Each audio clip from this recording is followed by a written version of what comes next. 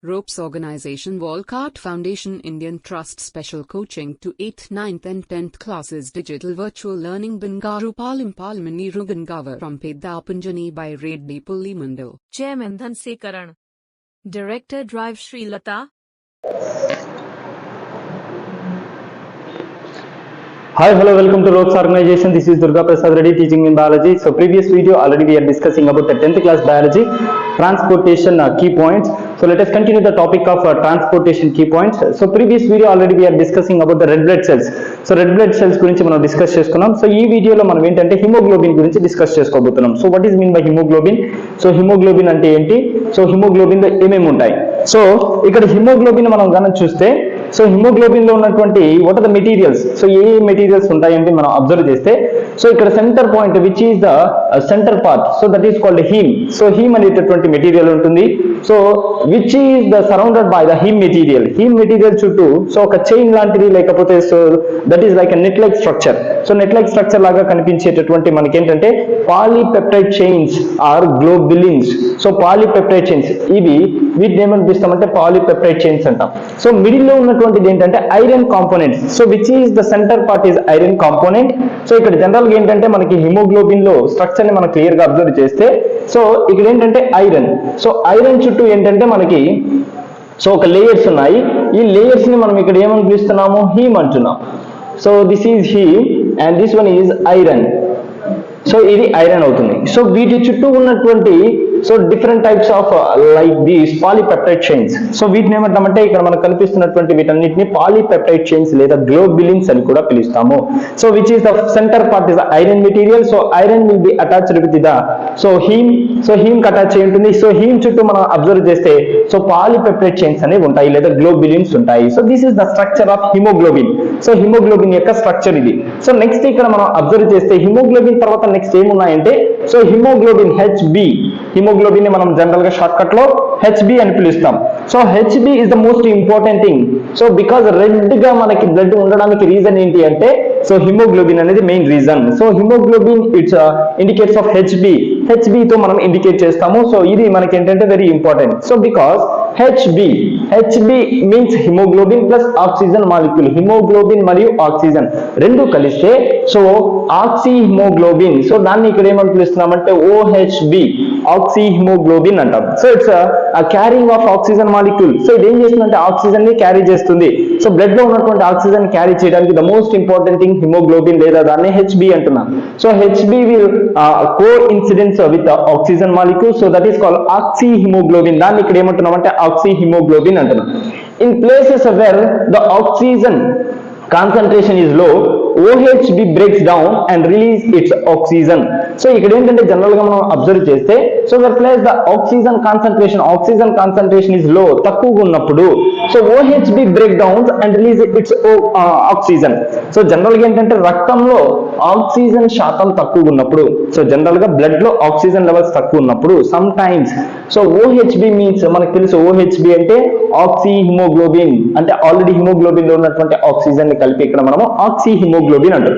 ఈ oxy haemoglobin ఏదైతే ఉందో OHB అనేది సో ఈ OHB లో ఉన్నటువంటి ఆక్సిజన్ ని రిమూవ్ చేసేస్తుంది. It's remove of oxygen molecule when it's the low content of oxygen molecule in blood. So blood లో ఆక్సిజన్ లెవెల్స్ తక్కువ ఉన్నప్పుడు ఈ OHB నుంచి ఆక్సిజన్ ని బయటికి రిలీజ్ చేస్తుంది. సో ఎప్పుడు అంటే oxygenated blood means which is the presence of oxygen ఉన్నప్పుడు so contains mainly OHB. Oxygen ఉన్నప్పుడు ఆటోమేటిక్ ఏమవుతున్నది OHB అవుతుంది oxygenated blood. So deoxygenated blood with little OHB అంటే డీఆక్సినేటెడ్ బ్లడ్ ఉన్నప్పుడు కూడా ఏంటంటే లైట్ గా ఆక్సిజన్స్ అనేవి ఉంటాయి. సో బ్లడ్ లో మనకి ఏంటంటే ఆక్సిజన్స్ ని క్యారీ చేస్తుంటాయి which is the haemoglobin content. So ఇది మనకి ఏంటంటే హిమోగ్లోబిన్ లో మనం ఆక్సి హిమోగ్లోబిన్ డీఆక్సినేటెడ్ హిమోగ్లోబిన్ మనం చూస్తున్నాం.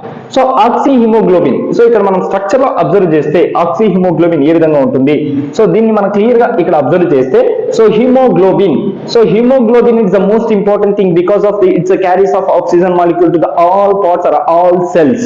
సో ప్రతి కణానికి ఆక్సిజన్ ని చేరవేయడానికి వెరీ ఇంపార్టెంట్ ఏంటంటే హిమోగ్లోబిన్. సో ఇక్కడ మనము ఆక్సిజన్ మాలిక్యూల్ సో ఈ బ్లూ కలర్ లో కనిపించేది ఆక్సిజన్ మాలిక్యూల్. సో ఇక్కడ మనకి ఏంటంటే రిమైనింగ్ ఇవన్నీ కూడా ఏంటంటే రెడ్ బ్లడ్ సెల్స్. సో ఇవన్నీ కూడా ఏంటంటే red blood cells. Haemoglobin carries oxygen through out the body. So haemoglobin ఏం చేస్తుందంటే ఆక్సిజన్ ని సో త్రూ అవుట్ బాడీ మొత్తం క్యారీ అవుట్ చేస్తుంది. At the same time so which is red blood cells. So red blood cells లో మనం కనుక observe చేస్తే so oxygen, iron, lungs ఇక్కడ ఏంటంటే మనకి ఆక్సిజన్ అనేది రెడ్ బ్లడ్ సెల్స్ లో ఉంటాయి. హిమోగ్లోబిన్ మాలిక్యూల్స్ వీటి లోపల ఇంకేముంటాయి, హిమోగ్లోబిన్ మాలిక్యూల్స్ కూడా ఉంటాయి. At the same time so red blood cells లో నెక్స్ట్ వచ్చేసరికి oxygenated blood with breaking of globin molecules. So ఇక్కడ ఏం చేస్తుందంటే ఆక్సిజన్ మాలిక్యూల్ బ్లడ్ సెల్స్ లోకి వస్తుంది. At the same time so ఇక్కడ ఉన్నటువంటి ఆక్సిజన్ మాలిక్యూల్స్ బయటికి రిలీజ్ చేస్తుంటుంది. So which is deoxygenated blood. So ఎప్పుడైతే డీఆక్సినేటెడ్ బ్లడ్ ఉంటుంది సో ఈ విధంగా మనకి ఏంటంటే ఆక్సి హిమోగ్లోబిన్ లో మనం క్లియర్ గా అబ్జర్వ్ చేస్తే సో ఈ విధంగా మనకి సో ఆక్సి హిమోగ్లోబిన్ యొక్క స్ట్రక్చర్ ని మనం అబ్జర్వ్ చేయొచ్చు. సో నెక్స్ట్ వచ్చేసరికి red blood cells, how to the development of red blood cells are producing of the red blood cells. ఎర్ర రక్త కణాలు ఏ విధంగా ఏర్పడతాయని మనం క్లియర్ గా అబ్జర్వ్ చేస్తే సో జనరల్ గా ఏంటంటే every cell can produce the minimum time period of minimum particular conditions of body conditions. ఒక కణం ప్రత్యుత్పత్తి ఏర్పడాలంటే, ఒక కణం ఉత్పత్తి చెందాలంటే మినిమం కండిషన్స్ ఉండాలి. At the same time it's takes some time. So కొంత టైం ని తీసుకుంటుంది. So red blood cells after the 4 months 4 నెలల తర్వాత సో హిమోగ్లోబిన్, ఐరన్స్ అనేవి డివైడ్ అవుతాయి. సో హిమోగ్లోబిన్ మరియు సో ఐరన్స్ అనేవి డివైడ్ అవుతాయి. So after the 4 months every red blood cells లో హిమోగ్లోబిన్, ఐరన్స్ అనేవి డివైడ్ అవుతాయి. సో 2 రకాలు ఉంటాయి, హిమోగ్లోబిన్ మరియు ఐరన్. సో ఇక్కడ హిమోగ్లోబిన్ లో ఏముంటుందంటే బైలిరుబిన్. సో బైలిరుబిన్ అనేటటువంటి ఎంజైమ్ ఉంటుంది. సో ఇది ఏంటంటే బైల్ జ్యూస్ నుంచి రిలీజ్ అవుతుంది. నెక్స్ట్ వన్ ఇక్కడ iron storage in the liver. Iron ఎక్కడ స్టోరేజ్ అవుతుందంటే సో లివర్ లో మనకి ఏంటంటే స్టోరేజ్ అవుతుంది. So liver can have the capacity of the storaging of iron molecule. So iron ని స్టోరేజ్ చేసుకోవడానికి so very important a part అంటే లివర్ అనేది చాలా ఇంపార్టెంట్. ఇది ఏం చేస్తుందంటే ఐరన్ మాలిక్యూల్ ని స్టోర్ చేసుకుంటుంది. So this is the red blood cells. So next వచ్చేసరికి ఇక్కడ ఏంటంటే వైట్ సెల్స్.